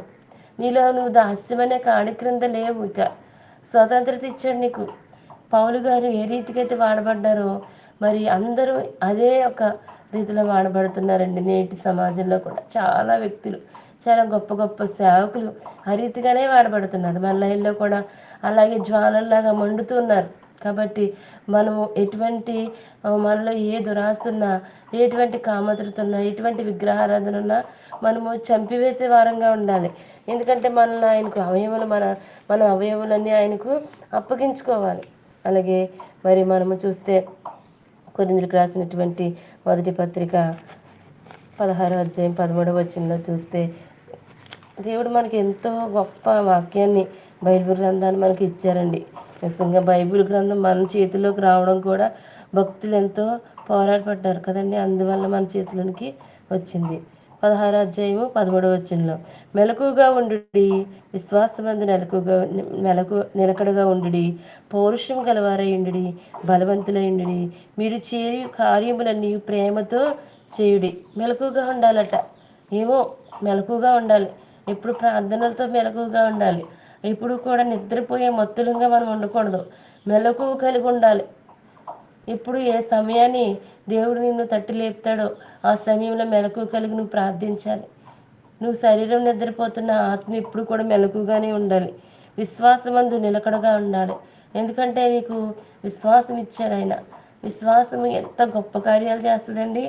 ఉన్నది లేనట్టుగా చేస్తుంది, లేనిది ఉన్నట్టుగా చేస్తుంది. విశ్వాసం అన్నది నిరీక్షింపబడి వాటి యొక్క నిజస్వరూపం అని చెప్తాడు పౌలు గారు హెబ్రీ పత్రికలో. కాబట్టి విశ్వాసమందు నిలకడగా ఉండాలి. పౌరుషం కలిగిన వారమై ఉండాలి. పౌరుషం ఉండాలి మనం చేసేటటువంటి సేవలో. ఎందుకంటే మన దేవుడు పౌరుషం గల దేవుడు కదండి. ఆయన కరుణామయుడు, కనికర సంపన్నుడు, జాలి గల దేవుడు. అదే రీతిలో ఆయన పౌరుషం గలవాడు. ఆయన పౌరుషం ఉంది ఆయనకి. ఆయన మరి ఎలాగైతే నీతిమంతుల్ని ప్రేమిస్తాడో అలాగే దుర్మార్గులను అలాగే ద్వేషిస్తాడు ఆయన. కానీ ద్వేషిస్తాడు, కానీ ఎప్పుడైతే మన దుర్మార్గతను విడిచి మనము దేవుని యందుకు వస్తామో వెంటనే ఆయన ప్రేమను మనకి అనుగ్రహిస్తాడు. ఆయన కృపను మనకి అనుగ్రహిస్తాడు. కనుక మనం ఎప్పుడు కూడా మరి ఎలా ఉండాలి? పౌరుషం గల వారమై ఉండాలి. అలాగే దేవుడు పౌరుషం గల వారమై ఉండాలని చెప్తున్నారు. మళ్ళీ అదే రీతిలో చూస్తే బలవంతులై ఉండాలి. బలం కావాలి. ఆత్మలో ఎప్పుడు బలం కావాలి మనకి. ఎంత బలం కావాలంటే ఆత్మ ఎప్పుడు బలహీనతలోకి వెళ్ళిపోకూడదు. ఆత్మ ఎప్పుడైతే బలహీనతలోకి వెళ్ళిపోయిందో, ఆత్మ ఎప్పుడైతే దేవుడు మనకి ఇచ్చిన ఆత్మది. ఎందుకంటే ఆయన ఆదిలోనే మనిషిని చేసినప్పుడు మట్టిని తీసుకొచ్చి ఆ యొక్క మట్టిలోనికి ఏం చేశారు? జీవవాయువుని ఊదగానే నరుడు జీవాత్మ అయ్యాడు. ఆ ఆత్మ దేవుని ఆత్మ మనలో ఉంది. ఎప్పుడైతే మనము ఇవన్నీ చంపివేయకుండా మనము మన ఇష్టం వచ్చినట్లు ఉంటామో అప్పుడు మన ఆత్మ ఏం చేస్తుందంటే ఆరిపోతుంది. కాబట్టి ఆరిపోయే స్థితిలోనికి మన ఆత్మని వెళ్ళనివ్వకూడదు. బలవంతులంగానే ఉండాలి. ఎప్పుడు మనము ఎక్కడా భయపడకూడదు. ఆత్మలో అస్సలు భయపడకూడదు. మనం ఆత్మలో చాలా బలవంతులుగా ఉండాలి మనం.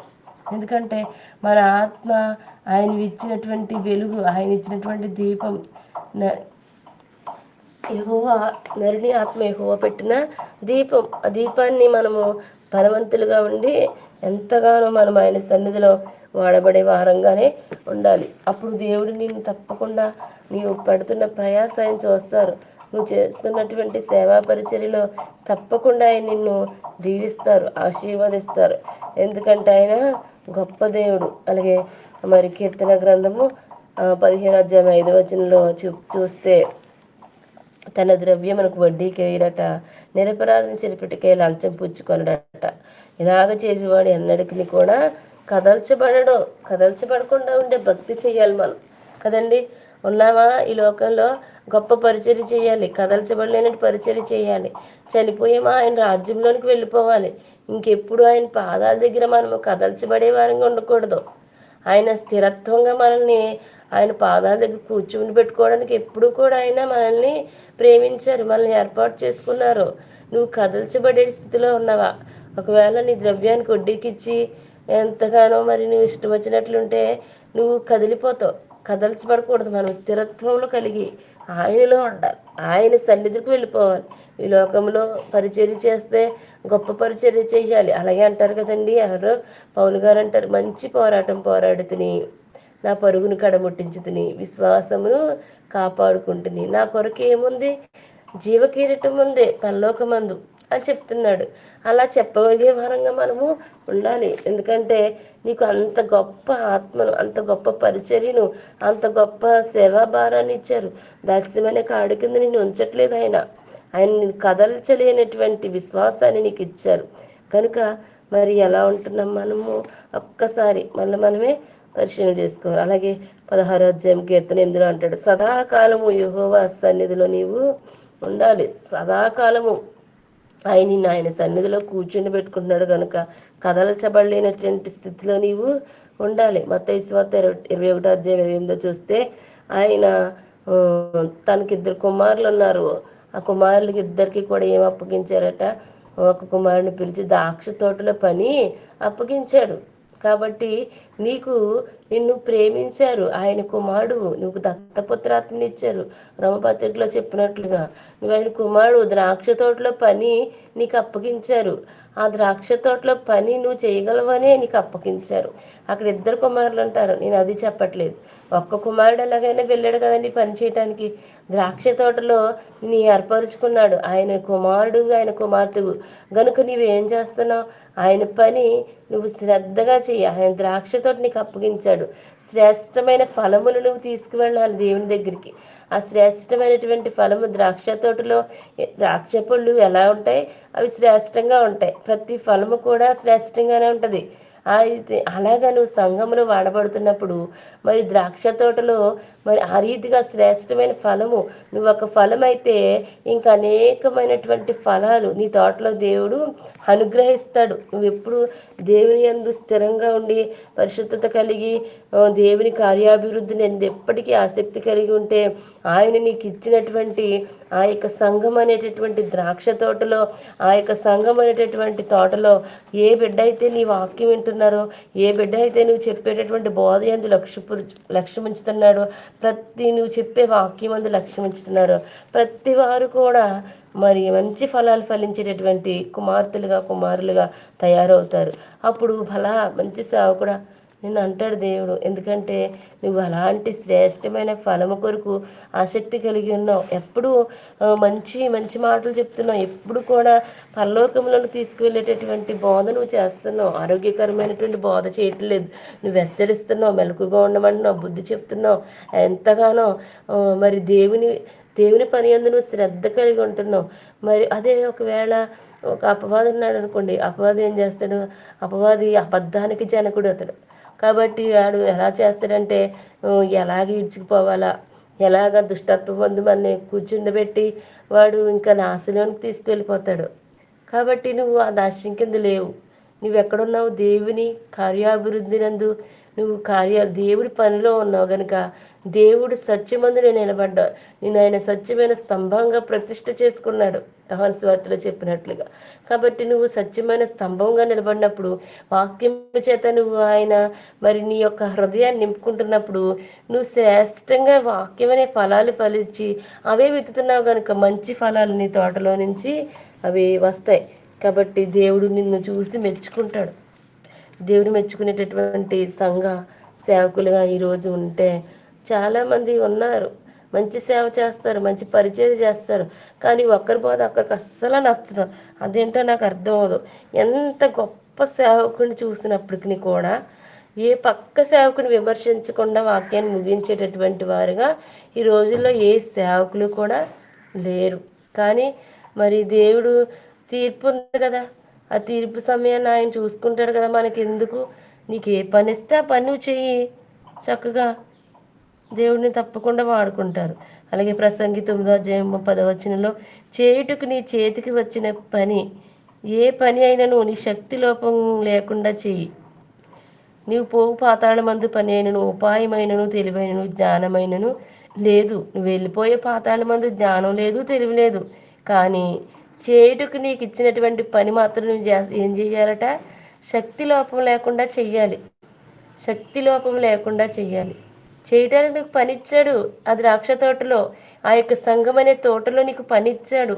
నీ శక్తి లోపం లేకుండా నీ అవయవములన్నీ దేవునికి సమర్పించుకుంటూ దాస్యం అనే కాడి క్రింద నువ్వు లేవు గనుక, నీకు స్వతంత్రత ఇచ్చాడు గనుక మరి సమస్తమైన విగ్రహారాధన దురాశను చంపివేసి ఎంతగానో ఆయన మరి నీకు వాగ్దానం చేశాడు కనుక ఆ వాగ్దాన ఫలములు అనుభవిస్తూ దేవుని సేవలో ఎప్పుడు కార్యాభివృద్ధి నందు ఆసక్తులై ఉండాలి. ఎందుకంటే ఆయన మరణపు ముళ్ళని విరిచినటువంటి విజయశీలుడు. నిన్ను ఇంక ఏ కాడి క్రింద ఆయన ఉంచలేదు.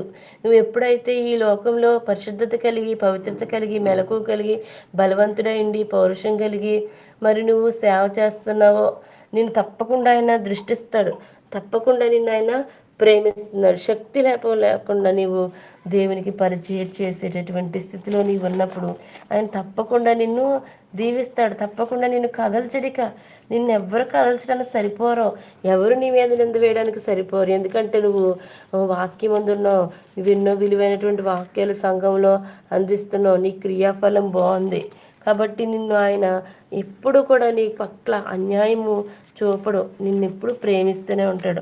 హెబ్రీయులకు రాసిన పత్రిక 6వ అధ్యాయము 10వ వచనంలో చూస్తే, మీరు చేసిన కార్యమును మీరు పరిశుద్ధులకు ఉపచారము చేసి ఇంకనూ ఉపచారము చేయకుండుట చేత తన నామమును బట్టి చూపిన ప్రేమను మరచుటకు దేవుడు అన్యాయస్తుడు కాడు. మీరు చేసిన కార్యమును మీరు పరిశుద్ధులకు ఉపచారం చేసి, పరిశుద్ధులకు ఉపచారం అంటే ఏంటండి? సంఘంలో ఎవరుంటారు? పరిశుద్ధులు ఉంటారు, సంఘంలో పరిశుద్ధులు ఉంటారు. వారికి నువ్వేం చేస్తున్నావు? ఉపచారం చేస్తున్నావు. తన నామమును బట్టి చూపిన ప్రేమ మరచుటకు నువ్వు ఎంత ప్రేమతో పరిచర్య చేస్తున్నావు, ఆ ప్రేమను మరచుటకైనా అన్యాయస్తుడు కాదు. కాబట్టి మనం ఏం చేయాలటండి? మందులు కాక విశ్వాసము చేతను ఓర్పు చేతను వాగ్దానమును స్తుతించుకుని వారిని పోలి నడుచుకున్నట్లు మీలో ప్రతి వాడును మీ నిరీక్షను పరిపూర్ణమగు నిమిత్తము మీరు ఇది వరకు కనపరిచిన ఆసక్తిని తుదమట్టుకు కనపరచవలనని అపేక్షించుచున్నాను. నువ్వు ఎప్పుడైతే సేవలోనికి వచ్చావో అప్పుడున్న ఆసక్తి నువ్వు దేవుని రాకడ వరకు అట్టే ఆసక్తి కలిగి ఉండాలి. దేవుడు అన్యాయస్తుడు కాదు. నువ్వు అనుకుంటున్నావేమో, నేను ఈ రీతిగా దేవుని పరిచర్య చేస్తున్నానే, ఈ రీతిగా నేను మరి నా శరీర కోరికలన్నీ చంపివేసుకుంటున్నానే, నేను ఎంతగానో పరిశుద్ధంగానే జీవిస్తున్నానే, నా అవయములన్నీ దేవునికి అప్పగించుకుంటున్నానే, నాకేంటి లాభం, నాకేంటి అని నువ్వు అనుకుంటున్నావేమో. కానీ దేవుడు అన్యాయస్తుడు కాదు. ఆయన నిరీక్షణ పరిపూర్ణమగు నిమిత్తము మీరు ఇది వరకు కనపరిచిన ఆసక్తి ఎప్పటికీ కూడా కలిగి ఉండాలి, తుదమట్టుకు ఇంకెప్పుడు అట్టే ఆసక్తి కలిగి ఉండాలి అని ఆపేక్షించుచున్నాను అని చెప్తున్నాడు పౌలు గారు.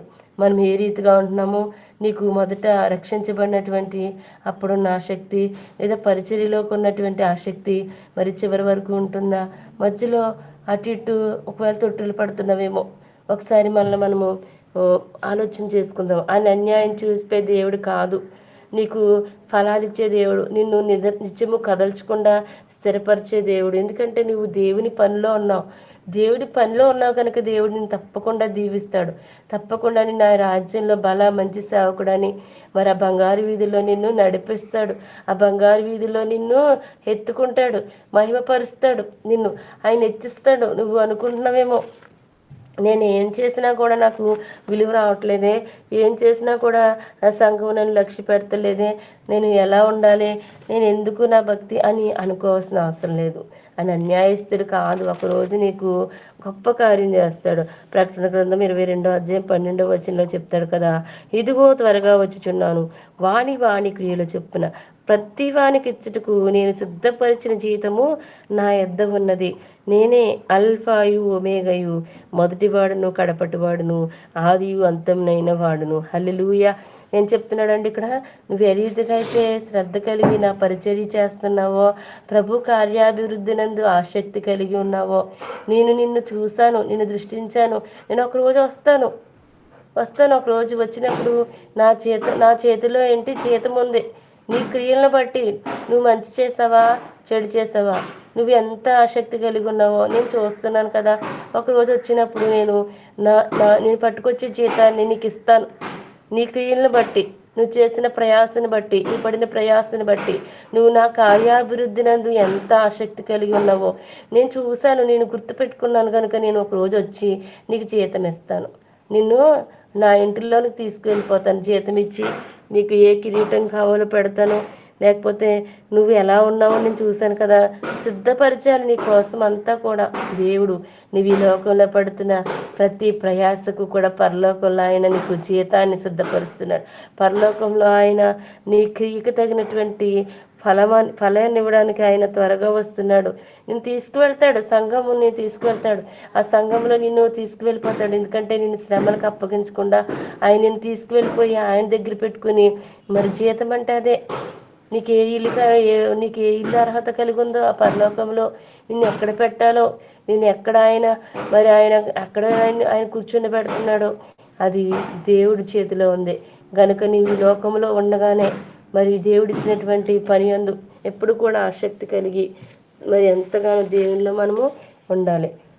కాగా నా ప్రియ సహోదరులారా, నీ ప్రయాసమును ప్రభువునందు వ్యర్థం కాదని ఎరిగి, నీ ప్రయాస వ్యర్థం కాదని స్త్రీలను కలని వారును ప్రభు కార్యాభివృద్ధి ఎప్పటికీ ఆసక్తి కలిగి ఉండాలి కదండి. ఎప్పుడూ ఆసక్తి కలిగి ఉండాలి. నువ్వు ఎప్పుడైతే రక్షించబడినప్పుడు ఉన్నటువంటి ఆసక్తి నీకు ఉండాలి.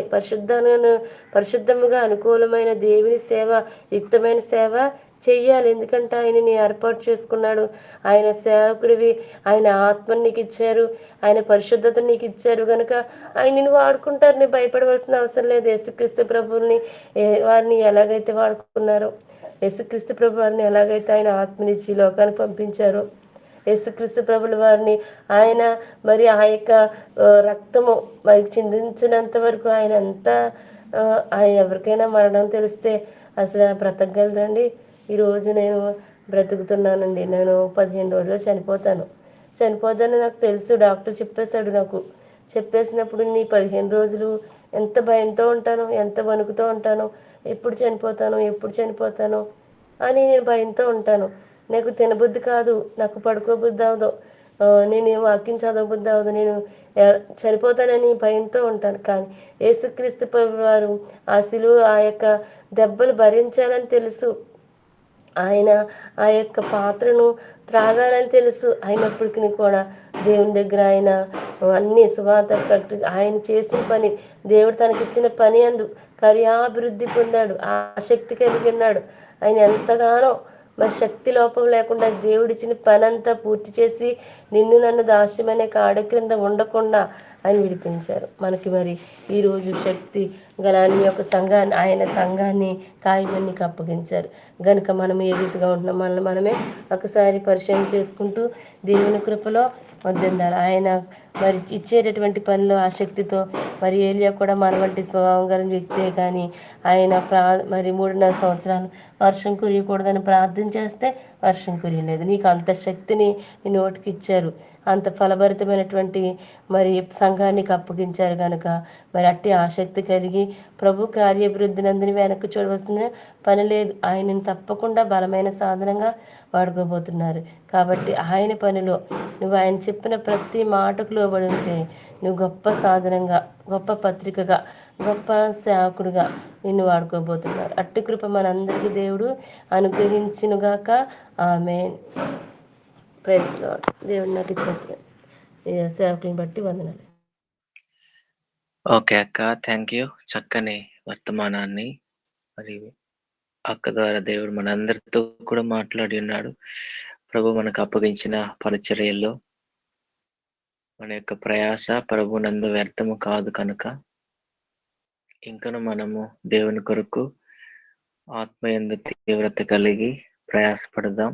ఆయన మనకు అప్పగించిన పనిని సమర్థవంతంగా మనము నిర్వర్తించుటకు ప్రభువే తన యొక్క కృపను మనకు అనుగ్రహించి బలపరిచి నడిపించే వాడుగా ఉంటుండగా మనం ఇంకను ప్రభు యొక్క కార్యాల పట్ల ఆసక్తి కలిగి ముందుకు కొనసాగుదాం. ప్రార్థన చేసుకుందాం. ప్రేమ కలిగిన తండ్రి, ఈ ఉదయకాల సమయంలో దేవాని యొక్క కుమార్తెను దేవా మీరు నీ యొక్క ఆత్మతో నింపి పలికించిన ప్రతి మాటను బట్టి నీకు స్తోత్రాలు. నీ వాక్యము జీవము గలది, రెండంచుల కంటే పదునైన ఖడ్గము కంటే దేవా అది ఇంకను పదును కలిగినది. నీ వాక్యము నాయన మా పాదములకు దీపము, మా త్రోవకు వెలుగై ఉన్నది.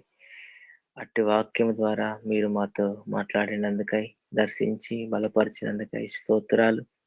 మేము ఏ ఏ విషయాల్లో ఇంకను తండ్రి బలహీనులుగా ఉన్నామో ఆ విషయాలను నాయన ఇదిగో మేము గుర్తించి దేవ వాటిలో ఆయన నీ యొక్క కృపను పొందుకొని బలమును పొందుకొని ప్రభు యొక్క కార్యాల పట్ల ఇంకను ఆసక్తి కలిగి ముందుకు కొనసాగుటకు సహాయము చేయండి. ఏ విధము చేతనైనను పిలువబడిన పిలుపునకు నాయన తగినట్లుగా మేము ప్రవర్తించచ్చు. బలా నమ్మకమైన మంచి దాసురాలని నీ చేత మెప్పును పొందుటకు సహాయం చేయమని ఈ ఉదయకాల సమయంలో ఈ గూగుల్ మీట్ కార్యక్రమంలో పాల్పంపులు పొందిన ప్రతి ఒక్క బిడ్డను జ్ఞాపకం చేసుకొని ఆశీర్వదించండి.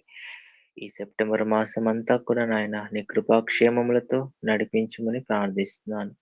ఆరాధన జరిగించిన సహోదరిని ఆశీర్వదించండి, నీ కృపలో భద్రపరచుమని ఈ ఉదయకాలంలో నాయన మేమందరం ఇట్టి రీతిగా కలుసుకొని నీ నామమును స్తుతించుటకు మీరు సహాయము చేసినందుకై నీకు వందనాలు చెల్లిస్తూ, నీ చిత్తమైతే నీ రాకడ ఆలస్యమైతే మేము సజీవులుగా నిలిచి ఉంటే మేము ఈ రీతిగా మరలా కలుసుకున్నటకు సహాయం చేయమని నీ కృపలో భద్రపరచుమని యేసయ్య నామములో ప్రార్థించుచున్నాను తండ్రి, ఆమేన్. చివరి ఆశీర్వాదమును మన మధ్యలో మరి సామెలన్న అందిస్తారు. ఆశీర్వాదం తీసుకున్నాం. మా పరమ తండ్రి అయిన దేవుని యొక్క ప్రేమయు, కుమారుడైన యేసుక్రీస్తు వారి యొక్క కృపయు, పరిశుద్ధాత్మనున్న సహవాసమైన సన్నిధి, నిత్య కాపుదల, నిత్య మహిమ, మేలులు కూడి వచ్చిన ప్రతి బిడ్డకు ఈ దినము ఈ యొక్క ఫ్రైడే కాన్ఫరెన్స్లో పాల్గొందినటువంటి పాటలు పాడిన వారికి, ప్రార్థన చేసిన, వాక్యం అందించిన, వర్షిప్ చేసిన బిడ్డలకు సదాకాలము యేసయ్య రెండవ రాకడ వరకు సదాకాలము తోడుగా ఉండి నడిపించును గాక. ఆమేన్. ఆమేన్. థ్యాంక్ యూ అన్న. సాయంకాల సమయంలో ఆరాధనలో పాల్పంపులు పొందిన ప్రతి ఒక్కరికి ప్రభు నామ పేరిట ప్రత్యేకమైన వందనాలు తెలియపరుస్తున్నాను. మనము ఒకరికొకరు వందనాలు చెప్పుకుందాం. Esther sister, praise lord.